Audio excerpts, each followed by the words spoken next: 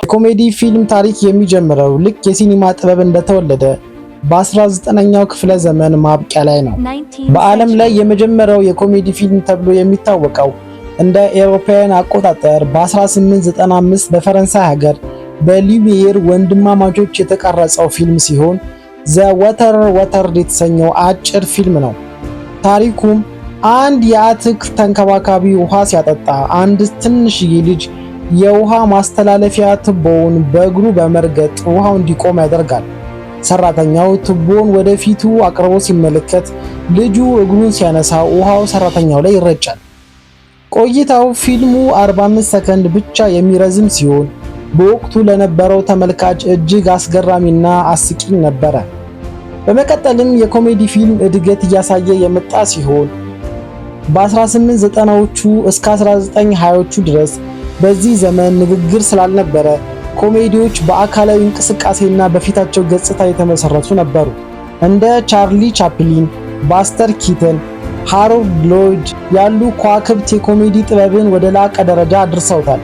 የድምጽ ፊልም ጅማሮ 1920ዎቹ መጨረሻ ላይ ሲሆን የመጣው እንደ አውሮፓውያን አቆጣጠር በ1927 ዘ ጃዝ ሲንገር የተሰኘው ፊልም ወደ ሲኒማ ሲገባ ኮሜዲ ከድርጊት በተጨማሪ በንግግር በቃላት ጨዋታና በብልህ ቀልዶች የታጀበ ሆነ።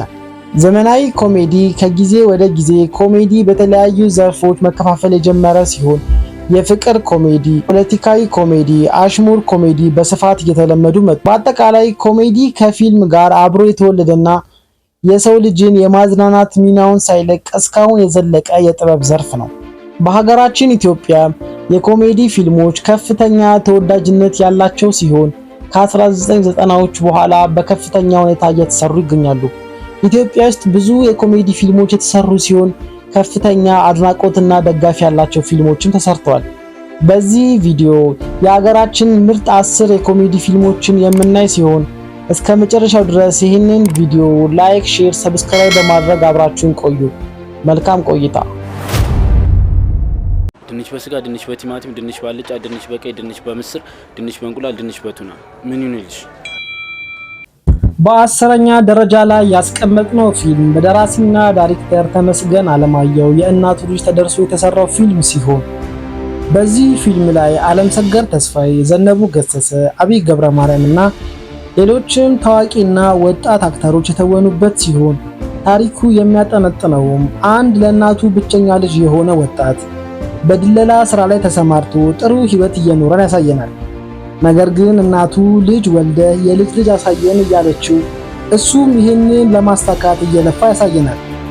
በሌላ ትዕይንትም አንዲት ቆንጆና መልካም ወጣት ሴት ለእረፍት ከባህር ማዶ ወደ ሀገሯ መጣ እዚህ እሱ እንዲንከባከባት በአደራ ተሰጥቶት እሱም አደራውን ለመወጣት በሚያደርገው ጥረት ውስጥ ሁለቱም ሳያስቡት ጭልጥ ያለ ፍቅር ውስጥ ገብተው ያሳየናል። በዚህም የተነሳ በአደራ መልክ ከሰጠው ጓደኛው ጋር ሲጣሉና ሲቀያየሙ የሚያሳየን ሲሆን በመጨረሻም ፍቅራቸው ሁሉንም አሸንፎ በሰላም ሲኖር እያሳየን ይጠናቀቃል። ተጀምሮ እስከሚያልቅ ድረስ በቀልድና በጨዋታ የታጀበ ፊልም ሲሆን የሚያስተምረውም ቁም ነገር ቀላል የሚባል አይደለም። በዚህም የተነሳ ይህንን ፊልም እንድታዩት እየጋበዝን አስታራቂ 2 የተሰኘውን ፊልም መታየት አለባቸው ብለን ከዘረዘርናቸው ፊልሞች ውስጥ በ10ኛ ደረጃ ላይ አስቀምጠነዋል። ስንት ነው? 50 ሚሊዮን። በ9ኛ ደረጃ ያስቀመጥነው ፊልም በደራሲና ዳይሬክተር ዮናታን ወርቁ ተሰርቶ የቀረበ ፊልም ሲሆን በዚህ ፊልም ላይም ግርማ ታደሰ፣ ዲጄ ዋይቢ፣ ህይወቴ ጌታሁንና መቅደስ ትእዛዙ እንዲሁም ሌሎችም አንጋፋና ወጣት ተዋናያን የተወኑበት ፊልም ሲሆን ይህ ፊልም ተጀምሮ እስኪያልቅ ድረስ በሳቅ ፍርስ የሚያደርጉ ትዕይንቶች ሲኖሩት ሊያስተላልፍ የፈለገው መልእክትን በጣም ጥልቅ ነው። ከልጅነታቸው ጀምሮ አብረው ያደጉ በችግርም በመከራም ጊዜ ሳይለያዩ አብረው የኖሩ ጓደኛሞችን እያሳየን ታሪካችን የሚጀምር ሲሆን ፍቅሩ የተባለው ካራክተር በጣም የሚያፈቅራት ሴት እንዳለችና እሷም በድህነቱ ምክንያት ስታንቋሽሸውና ስትገፋው ያሳየናል። ፍቅሩ የተባለው ካራክተርም በልጅነቱ ሞቷል ብሎ ያሰበው አባቱ እንዳልሞተና ግማሽ ሀብቱን 50 ሚሊዮን ብር ሲያወርሰው ያሳየናል። እነዚህም በጣም የሚዋደዱ ጓደኛሞች ባገኙት ያልታሰበ ገንዘብ ዓለማቸውን ሲቀጩና ብዙ ያልተገባ ነገር ሲያደርጉ የሚያሳየን ሲሆን የፊልሙን ሙሉ ታሪክ እናንተ እንድታዩት እየጋበዝኩ በአዝናኝነቱና በማሳቅ አቅሙ የአዲስ አበባ ሀብታም የተሰኘውን ፊልም በ9ኛ ደረጃነት አስቀምጠነዋል።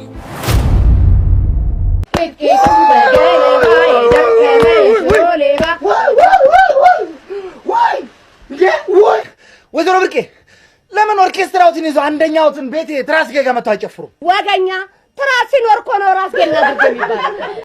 በ8ኛ ደረጃ ላይ ያስቀመጥነው ፊልም በደራሲና ዳይሬክተር ኤልያስ ሙሉዓለም የተሰራ ፊልም ሲሆን በዚህ ፊልም ላይም ደረጀ ኃይሌ፣ ዘነቡ ገሰሰ፣ ቴዎድሮስ ስዩም፣ ፍቃዱ ከበደና ሌሎችም ወጣትና አንጋፋ ባለሙያዎች የተሳተፉበት ፊልም ሲሆን የዚህ ፊልም ዋና ሐሳብ ተስፎ የተባለው ካራክተር በልጅነቱ በደረሰበት የመኪና አደጋ ምክንያት እግሩን የተወሰነ የሚያመው ሲሆን ከፍተኛ የኮሜዲ ችሎታ ቢኖረውም ነገር ግን በአንድ ባር ውስጥ በባሪስታነት የሚያገለግል ሰው እንደሆነ ያሳየናል። በዚህ ባር ውስጥም የኮሜዲ ምሽት ያለ ሲሆን በአንድ ቀንም ኮሜዲያኑ በመቅረቱና እሱ እድሉን ተጠቅሞ ህዝቡን ሲያስቅ ያመሻል። በዚህም ህዝቡ በጣም ተደስቶ ከፍተኛ አድናቆት የሰጠው ቢሆንም በባሩ ማናጀር ግን በሌላ ቀን ኮሜዲውን እንዳይሰራ ይታገድና ወደ ብርጭቆ አጣቢነቱ ይመለሳል። በሌላ ጊዜ በአዲስ አበባ ውስጥ ከፍተኛ ሽልማት ያለው የኮሜዲ ውድድር የተዘጋጀ ሲሆን ይህንን ውድድርም ለማሸነፍ ከፍተኛ ጥረት ሲያደርግና በመጨረሻም አሸንፎ የሽልማቱ ባለቤት ሲሆን ያሳየናል። ይህ አያስቅም የተሰኘው ፊልም የሚያስቅ ድንቅ ኮሜዲ ፊልም ሲሆን የተዋናዮቹ ብቃት ከፍተኛና አስደናቂ ሲሆን በዚህም የተነሳ ምርጥ 10 የኮሜዲ ፊልም ዝርዝር በሚለው ሰንጠረዥ ውስጥ የ8ኛ ደረጃን ሰጥተነዋል። የድምፁ አለበት ሮሮ ምንም አልተሻለ ከትሬ ታቋቶ። በ7ኛ ደረጃ ላይ ያስቀመጥነው ፊልም በደራሲና ዳይሬክተር ዮናታን ወርቆ ተዘጋጅቶ የቀረበ ፊልም ሲሆን በዚህ ፊልም ላይ ማህደር አሰፋ፣ ዲጄ ዋይቢ፣ ግርማ ታደሰ፣ አለባቸው መኮንንና ህይወቴ አበበ እንዲሁም ሌሎችም ታዋቂና ወጣት አክተሮች የተወኑበት ሲሆን በአንድ ጋራዥ ውስጥ ተቀጥረው የሚሰሩ 3 ጓደኞችን እያሳየን ይጀምራል። እነዚህም ጓደኛሞች የተለያየ ተፈጥሮ ሲኖራቸው አንደኛው ሙዚቃ፣ አንዱ ደግሞ ሴት፣ አንዱ ደግሞ እንዲሁ በሰላም ትዳር መስርቶ መኖር የሚፈልጉ ካራክተሮች እንደሆኑ ያሳየናል። በዚህም ውስጥ አንዲት በቀደመ ህይወቷ ሴተኛ ዳሪ የነበረችን ሴት የቤት ልጅ ነኝ ብላ ከአንደኛው ጋር የእውነተኛ ፍቅር ውስጥ ገብታ በመጨረሻም እውነቱ ታውቆባት የሚፈጠረውን ነገር እያሳየ ደቂቃ በደቂቃ ይዞን የሚጓዝ ፊልም ሲሆን በጣም አስቂኝና አዝናኝ ፊልም በመሆን በዚህ የፊልም ሰንጠረዣችን ውስጥ የቤት ልጅ የተሰኘውን ፊልም በ7ኛ ደረጃነት አስቀምጠነዋል። ልቤን አስጨንቆት አደገኛው ፍቅር ስምክን ሳላነሳ ስውር ይለኛል ቅር።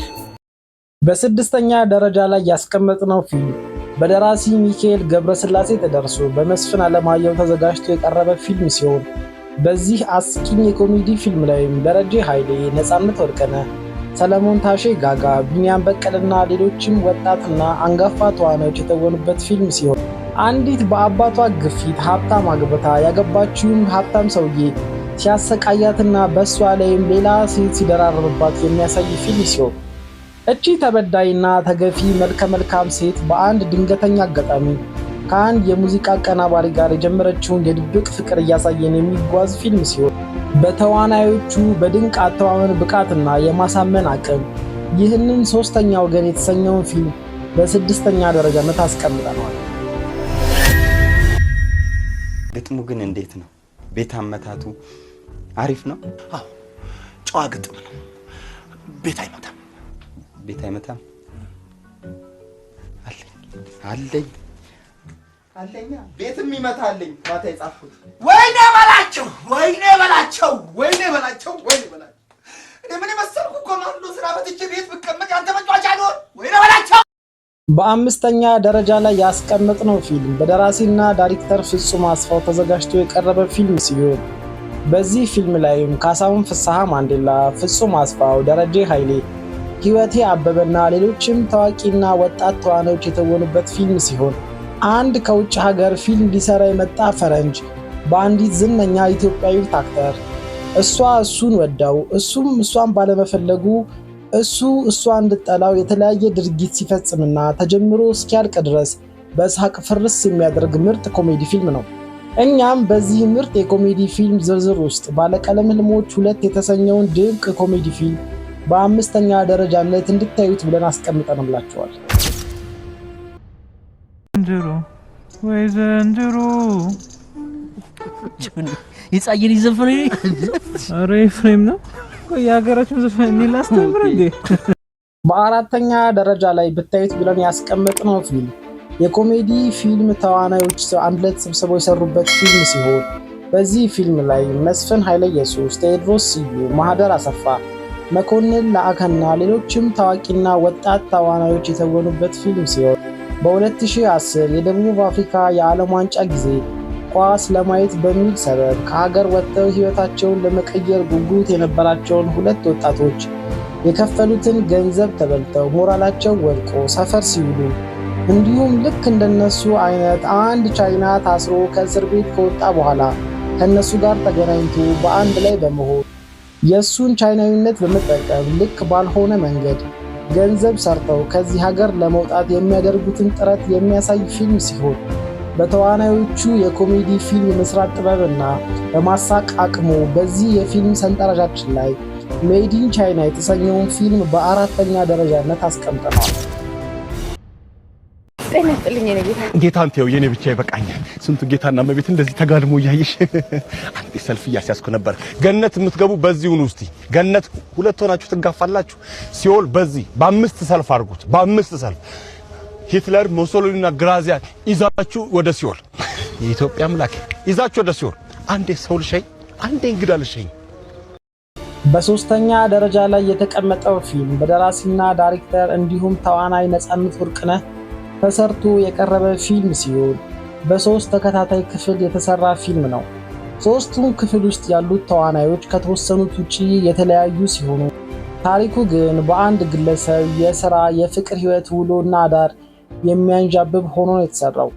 በእነዚህ ፊልሞች ላይ ነጻነት ወርቅነህ፣ ማህደር አሰፋ፣ ግርማ ታደሰ፣ ደረጀ ኃይለ፣ ኤደን ገነትና ሌሎችም ወጣትና አንጋፋ ተዋናዮች የተካፈሉበት ፊልም ሲሆን አንድ ኤፍሬም የተባለ ካራክተር በተለያዩ ስራዎች ላይ ተሰማርቶ እየሰራ በዚህ ውስጥ የሚያጋጥሙትን ችግሮች እያሳየን የሚቆልም ፊልም ሲሆን በጣም አስቂኝ ፊልም ሆኖ የተሰራ ነው። የብዙዎችን ጥርስ ባለማስከደን FBI 1 2 3 የተሰኘው ፊልም በዚህ 10 ምርጥ የኢትዮጵያ ኮሜዲ ፊልሞች በሚለው ዝርዝር ውስጥ የሶስተኛነትን ደረጃ ሰጥተነዋል። ዓርብ ዕለት ማታ ነው ለቀዳሜ አጥቢያ ጩኸት የሰማሁት ከቤቴ አቅራቢያ ምን ይሆን ምክንያቱ በማለት ሰግቼ ትልቁ ዶላዬን ከራስጌ አንስቼ ጉዳዩን ላጣራ ከቤቴ ስወጣ አየሁኝ አንድ ሰው ወደኔ ሲመጣ። በሁለተኛ ደረጃ ላይ ያስቀመጥነው ፊልም አስደናቂ ትወና የታየበት ፊልም ሲሆን በዚህ ፊልም ላይም በዋናነት የኮሜዲ ፊልም ንጉስና ንግስት የሆኑት ሸዋፈራው ደሳለኝና ሰብለ ተፈራ የተወኑበት ፊልም ሲሆን ሌሎችም ወጣትና አንጋፋ ተዋናዮች በመተወን አስገራሚ ትወና አሳይተውናል።